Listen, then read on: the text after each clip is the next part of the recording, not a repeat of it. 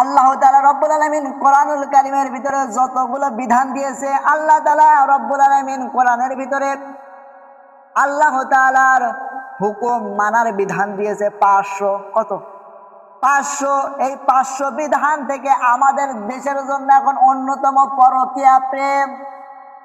যদি কোনো ব্যক্তি পরকীয়া প্রেম করে তাহলে তার দুনিয়া এবং আখিরাত মিলে 6টা ক্ষতি হবে। কয়টা?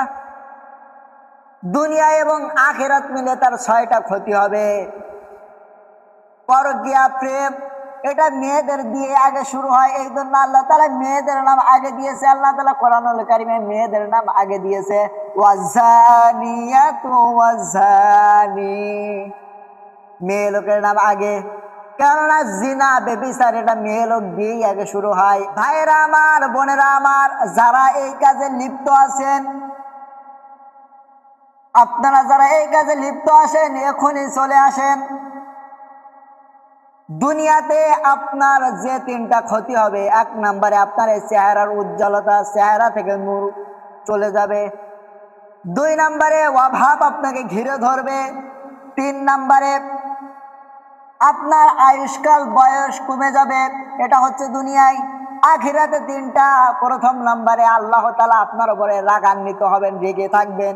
2 নম্বরে আপনার আমলনামা পড়তে আপনি লজ্জা পাবেন। 3 নম্বরে বিনা হিসেবে, বিনা বিচারে আপনি আমার আল্লাহর জাহান্নামে চলে যাবেন।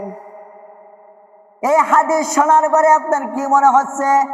যারা পরকীয়া প্রেমে লিপ্ত আছেন, এই পরকীয়া প্রেম থেকে আপনাকে ফিরে আসা লাগবে, তাওবা করা লাগবে।